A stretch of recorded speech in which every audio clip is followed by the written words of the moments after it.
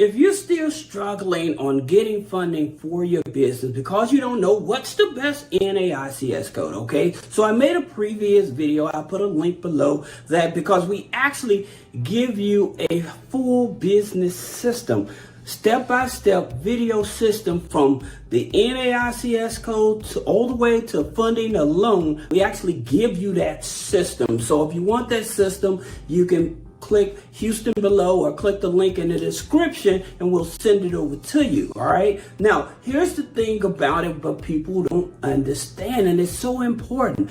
Your NAICS code can make or break you. All right. That's the reality of it. All right. And for most people, unfortunately, when they go to their CPAs and their attorneys and things of that nature, and they say, I want to start a business, they ask them about the structure of the business or the name of the business, but they do not ask them about the industry of the business. So they're not concerned about that. That's the reason I tell you guys, you have to go to people that are specialized in business credit in order to understand it. So that's the reason I always tell you guys, hit me up, schedule a one-on-one. I will tell you what's up. All right. That being said, understanding why this 6-digit number is so dangerous to your business. Well, here's the thing about it. This 6-digit number, again, can either stop you from opening a bank account. It will stop you at the door with the wrong NAICS code, okay?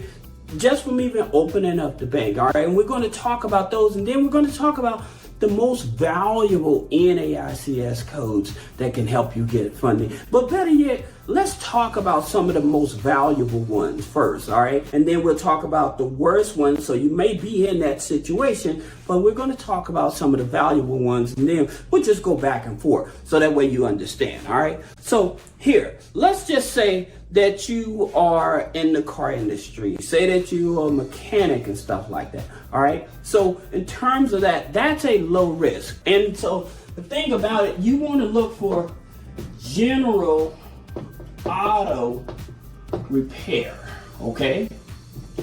So with general auto repair, it's going to cover pretty much everything that you do to a car, all right? From fixing a tire to replacing a windshield, it's going to do all of those things for you, all right? So if you're in the auto industry, then this is where you want to go. Now, if you are in the medical industry, say that you want to start your own healthcare services, right? So your own home healthcare services. This is a very good, and they will give you money for this. This is a very good lendable NAICS code. So you ladies that are like CNAs and stuff like that, and you want to start your own little side business, have your own private clients and stuff like that, this is a very good NAICS code. Anywhere in the medical field, you're very favorable in terms of helping you get qualified for funding. Now, I'm going to say this so you understand. Because you have a great NAICS code, that's not the only thing you're going to need to get maximum amount of funding, all right? So that's the reason we created that video series, because we break down step by step, 11 steps of what you actually need to do in order to get the maximum amount of funding. What I mean by maximum amount of funding, I'm talking about 50, 100, 200, $500,000 in funding. All right. So going at it step by step is that system that you want to check out. So click the link in the description for that. Going back to what I'm saying about the medical field. Anybody in the medical field that has some kind of certification, some kind of license, all right, it's very easy to get funding for those, all right? So that's a low risk NAICS code, all right? And so another one is you're in the car wash business, all right? So you're in the auto detail, all right? This here, again, is a low risk type of business, right? So, because here's how they think about it. Is this a service that people need? Okay, is it a necessity? All right, so just think of it that way. Is it a necessity? Is it something that they need? This is how they determine most of the time about their NAICS codes, all right? Now, that being said, right, people may decide they want to go into trucking, all right, or transportation. Now, here's the problem with that. Many truckers end up going bankrupt. Usually, if they're owner operators, usually they may make it the first year, but usually 2 or 3 years down the line, sometimes they go bankrupt because of fuel prices are fluctuating, tire prices fluctuate, load prices. So you have all these variables when you're a trucker that fluctuate in terms of your profitability, right? And because of that, then you don't know that you have this truck payment and you can't make the truck payment because you can't get the load because your engine may have blown out or you can't replace tires. So you have all these variables when it comes to the transportation and the trucking industry, right? So especially as an OTR, over the road, okay? So when you're an OTR, over the road, when you're over the road type of trucker, long haul trucking and stuff like that, you're at the highest of risk in terms of, because a lot of trucking companies going belly up and stuff, because not only the loads and stuff, you have competition because you may have trains, then you have the smaller vehicles that can take shorter loads and stuff that don't charge as much and things of that nature. Then plus health. And the problem is that the trucking industry right now, they are actually running a shortage. They're running a shortage because of all these different regulations that you have to have on your truck and stuff like that. We're going to get back to these other NAICS codes, but for you truckers especially, I understand because I'm reading this stuff, I'm understanding that your challenges and stuff with getting funding and stuff. That's the reason I tell you guys to reach out to me. Let me figure out something that can make it a lower risk to you. And so that being said, I'll throw you a bone right here. So instead of being an OTR, you want to classify yourself as a carrier, okay? As a carrier, all right? So that's something that can help you, right? A lot of people, again, and there's other NAICS codes that I help go through and stuff like that, but there's other variables in terms of the funding, qualifying for funding. So don't think, again, because you have this wonderful NAICS code, oh, I figured it out. No, you haven't. All right, that's just one piece of the puzzle. All right, it's a very big piece, but that's just one piece. All right, so there's other variables that go to this when you're trying to get up to $100,000, $500,000 in funding and stuff. There's much more to that. All right, now talking about some of these bad things, right? Some of these bad NAICS code, low risk, as I should say it, proper term. Is these low risk, you're talking about like, this is one that everybody's getting into, right? Credit repair, all right? Credit repair.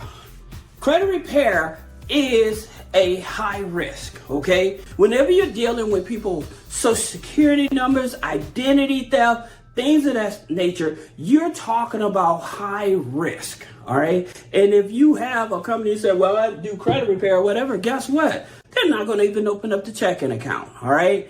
That's the thing about it. So being able to say, well, how can I position myself at what I do for business services that they won't put me at a high risk, all right? And so I'm going to help you out with that. And so one of the things that will help you out with that would like be document prep, okay? So instead of being a credit repair, you're like a document preparation type of company or whatever. Now, here's the thing about it. A lot of regulations, CFPB is coming out the credit repair companies, all right? And the reason is because the bigger credit repair company, they created these automated things where you can come in and you can buy into the company, then you use their software and set it to your credit repair company, right? So then because you are sharing your information with a third-party company without that client's permission, not having that documentation, now it's going to make you liable just as well as this company liable. All right. So that's the reason I tell people, like, in reference to credit repair, we do not do credit repair. All right. What we do analyzing with your permission, we analyze the documents, and then we will write the letters and we provide you with those documentations so that you yourself can send this stuff off to the credit bureaus for challenges and stuff like that. But we do not do credit repair, okay? So we don't have systems that do credit repair. We prepare all the documents and we provide those documents to you, the individual. So if you need help with that, yes, we can do that, all right? And I've been in this industry over 2 decades. That's a long time. So I know what I'm doing, right? As well as my team. And we have an attorney that we have access to as well, all right? So that you know. Now, here's another thing, again, being one of the things that are triggering people. Now, say that you are in multi-level marketing. Now, the reason they see multi-level marketing as a high risk is because you're not actually supposedly selling a product, all right? You are actually encouraging people to come in at a fee and you make a fee off of them, whether they sell a product or not. So that's the reason they say this is not a business, right? But one of the key elements is in terms of if you are an MLM, then you are in the market business, right? So you're marketing business, you're marketing agency, all right? You're not in the MLM, right? So that's the reason why I tell people, like, they're talking to all these people, oh, do this and do that, but they don't understand the concept of how all this factors in, especially when you're trying to get funding, all right? Now, here's something I want you all to know when you're setting up your companies, all right? If you need help setting up your company, click the link below, schedule a one-on-one consultation, but here's something that you need to know. When you set up your company, you do not want to say you're self-employed, okay? You do not want this. You do not want to tell them that you're self-employed, all right? You do not want to say you're the CEO, okay? You do not want to say you're the president, all right? You could, but if you're trying to get to the money and so it won't scrutinize you and stuff like that, the thing that you want to do, you want to say that you are the manager, okay? So if this is helping you all, guys, give me a comment below. Let me know if I'm doing a good job, if this is actually helping you. But like letting them know that, hey, I'm the manager of the company, all right? And in terms of like pay stubs, this is something else. Paying yourself, all right? I don't care if you have a high risk or low risk, but can you provide proof that you're actually making money in the business? Do you have pay stubs, all right? And so for those of you that need help with pay stubs and stuff like that, click the link and we can actually help you set up pay stubs for your company. The reason is because that itself is also a big factor to determine if you're going to get large amounts of money. Now, here's the thing about it, people may or may not be aware of in terms of funding, like larger amounts of funding. Like most with financial institutions, they may go up to $50,000, right? On stated income. All right, so up to $50,000. Now, there's some institutions, they may go only up to $25K before they want it, all right?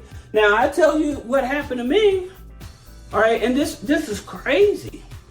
I have an 825 credit score, okay? And I make a lot of money, all right? I have good deposits and everything. So I was joining a new credit union, all right? And I wanted to get access to their line of credit. But what I did, I didn't follow my own rules and I jumped the gun. I went to apply for a line of credit before the 90 days instead of waiting. Had I waited the 90 days, then I wouldn't have had to provide pay stubs, nor had to provide tax documents, okay? Like I said, high credit score, good income, but because I was had not had a complete relationship with them for at least 90 days. This is what slowed down the process. They finally did give me the capital I wanted, But at the same time, had I waited the 90 days and just continued on with my deposits and stuff like that, I would have got a lot more money. All right. So that's something you need to keep in mind. All right. But again, for those of you that actually want the video series, and so you can learn step by step how to get access to funding, large amounts of funding and stuff, click the link in the description, schedule a one-on-one consultation, and I'll see you in the next video.